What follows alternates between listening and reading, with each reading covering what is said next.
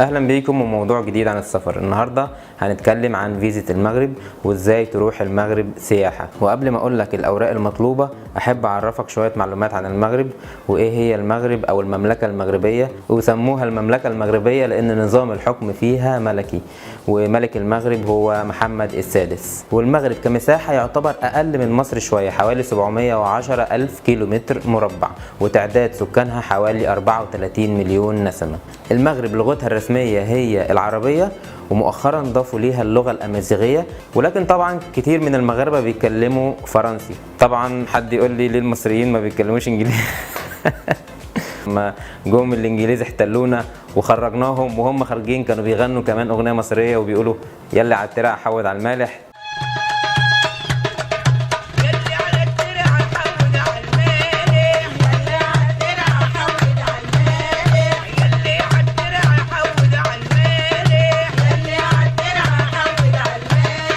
ودي حاجة تخليك تقول ان الشعب المغربي ده شعب لطيف وشعب جميل وبيتأثر بأي حد يزوره وبيحبه. المغرب بلد سياحية جميلة، وشعبها شعب متفتح وشعب متحضر وبيحب جدا الشعب المصري. ومن أشهر البلاد السياحية اللي موجودة في المغرب هي مدينة مراكش، ودي عاملة زي شرم الشيخ عندنا، وتقريبا بتبعد حوالي 3 ساعات من الرباط العاصمة.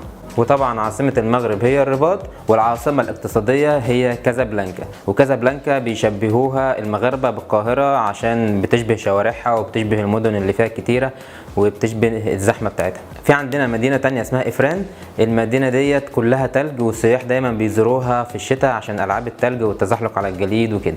وعندنا مدينة اسمها طنجة، المدينة ديت عند مضيق جبل طارق، ودي قريبة جدا من اسبانيا حوالي 8 كيلو متر. ودلوقتي احب اقول لك ايه هي الاوراق المطلوبة علشان تروح سفارة المغرب في القاهرة وتقدم على فيزا سياحة. تعالوا نشوف ازاي.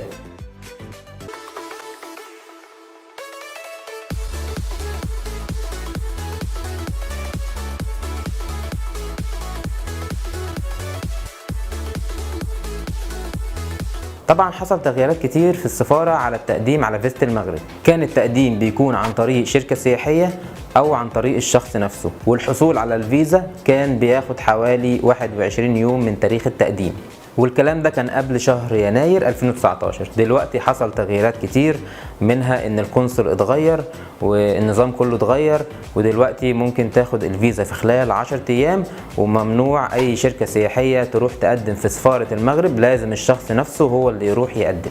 وبقى التقديم الى حد ما اسهل من الاول، الا ان سفارة المغرب في القاهرة يعتبر من اصعب السفارات اللي ممكن تقابلها في حياتك، نظرا للضغط الشديد على التقديم في السفارة وانعدام التنسيق ما بين السفارة وما بين الناس اللي واقفة بره بتقدم. فبتروح هناك بتقدم بتلاقي الدنيا متلخبطة زي الكنافة. وكان قبل شهر 1 2019 ناس كتير بتروح تقدم مرة واثنين وثلاثة بياخدوا رفض، وبتروح هناك بتلاقي الدنيا زحمة جدا، وبتلاقي ناس كتير واقفة في الطابور، بتحس مثلا انك هتقدم على فيزا لكوكب المريخ. ودلوقتي اقول لك تعمل ايه بالظبط علشان تروح سفارة المغرب وتقدم هناك في الزمالك في القاهرة. مبدئيا كده التقديم في سفارة المغرب بيكون يومين في الاسبوع بس، يوم الاحد ويوم الاربع، من الساعة 9 صباحا لحد الساعة 1 الظهر، وده وقت قليل جدا، يعني يومين بس في الاسبوع، 4 ساعات في كل يوم. فبتروح السفارة بتلاقي زحام شديد جدا جدا جدا. واوعى تروح من الساعة 9 لحد الساعة 1، لا لازم تروح بدري قبل ميعادك، يعني مثلا تروح الساعة 6 او 7. هتروح هتلاقي هناك في واحد واقف من الناس العادية ماسك ورقة وقلم وبيسجل الاسماء، فتسجل اسمك. ولنفترض مثلا انك وصلت الساعة 7 وجيت تسجل اسمك، هتلاقي مثلا انت بقيت رقم 80 او بقيت رقم 75 حاجة زي كده، وتستنى دورك لحد ما توصل للشباك. ولو وصلت متأخر هتاخد رقم متأخر، وممكن تفضل واقف في الطابور طول اليوم، وتيجي الساعة 1 ويقفلوا الشباك من غير ما تقدم. فنصيحة لازم تروح بدري جدا الساعة 6 او 7. ودلوقتي هقول لك ايه هي الاوراق المطلوبة بالتفصيل عشان تقدم على فيزا المغرب للسياحة. وقبل ما اقول لكم ازاي، يا ريت تعملوا لايك وسبسكرايب لقناتي عشان اعمل لكم فيديوهات كتيره واعرفكم ازاي تقدموا في سفارات كتيره وتروحوا اي بلد انتوا نفسكم فيها ان شاء الله. ايوه اضغط لايك هنا، ايوه سبسكرايب هنا، لا سبسكرايب هنا، لا سبسكرايب هنا، لايك هنا، ايوه اضغط سبسكرايب هنا، ايوه تحت لونها احمر كده، احمر ومنوره كده، ماشي. ودوس لايك برضو الناحيه التانيه، ايوه تمام كده. اول حاجه الباسبور بتاعك وصورة منه ويكون صالح لمدة 6 شهور، وعدد 2 صورة شخصية وتكون خلفية بيضة ويكون مكتوب عليها التاريخ. لو مش مكتوب عليها التاريخ هيقولك اتفضل بره، وهيقولك هات صورة عليها التاريخ. تأمين سفر لمدة أسبوعين، ودي المدة المسموح بيها للسياحة في المغرب. لو كتبت مدة أكبر من كده ممكن يرفضوا إنك تاخد سياحة ويشكوا إنك رايح تتجوز مثلا أو رايح تعيش هناك وكده. لكن في بعض الناس بتكتب أكتر من أسبوعين وممكن ياخدوا قبول. وتأمين السفر لمدة أسبوعين بيتكلف حوالي 120 جنيه، إنما الشركات اللي في التحرير وفي وسط البلد هتلاقيهم عاملينها ب 200 جنيه. فشوف أي شركة سياحة يدوك تأمين سفر ويكون ب 120 جنيه. حجز فندق مبدئي بتجيبه من على booking.com ببلاش، وحجز طيران مبدئي بتجيبه من على تركيش ايرلاين اللي هي الخطوط التركية ببلاش. بلاش تروح لأي شركة سياحة ويحجزوا لك التذكرة عشان هتكلفك فلوس، ويحجزوا لك الحجز الفندق، كل ده حجز مبدئي بيتعمل ببلاش من على النت. ده أفضل حاجة إنك تعملها. وبتجيب خطاب من جهة العمل من شركتك بتوضح فيه إنك هتسافر للمغرب سياحة، وبتوضح فيه مرتبك. ولو انت مش شغال في شركة وعندك شركة بتجيب سجل تجاري وبطاقة ضريبية. ولو انت طالب وبتدرس بتجيب ورقة من الكلية بتاعتك انك بتدرس. واخر حاجة بتجيبها كشف حساب بنكي لاخر 6 شهور بيوضح فيه ان في فلوس في حسابك، وان في فلوس تغطي مصاريف سفرك ومصاريف انتقالاتك والرحلة بالكامل. بتحضر كل الاوراق ديت وتروح السفارة، بتلاقي ابلكيشن هناك، ورقة بتاخدها وتملاها وتملى بياناتك زي مثلا رقم باسبورك واسمك والمدة اللي انت هتسافر فيها.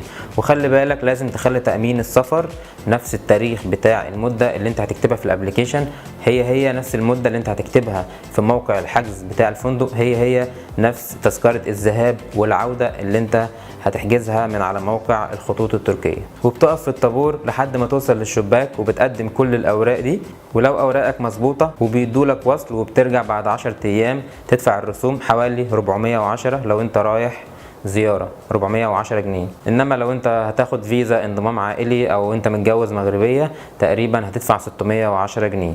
وبيكون مكتوب في الفيزا تاريخ سفرك والمدة اللي انت هتقعدها هناك، وبيدولك شهرين تسافر فيهم في اي وقت وتقعد فيهم الاسبوعين بتوعك. وبكده يكون خلص موضوعنا النهاردة عن فيزا المغرب للسياحة. اكتبوا لي في الكومنتات عن اي سؤال عايزين تسألوا عليه وان شاء الله هجاوبكم. ولو الفيديو عجبك ما تنسوش تعملوا لايك وسبسكرايب وشير، ده هيدعمني وهيخليني اعمل فيديوهات اكتر واكتر ان شاء الله. وان شاء الله اشوفكم فيديوهات اكتر مع تفاصيل السفر والرحلات. مع السلامة.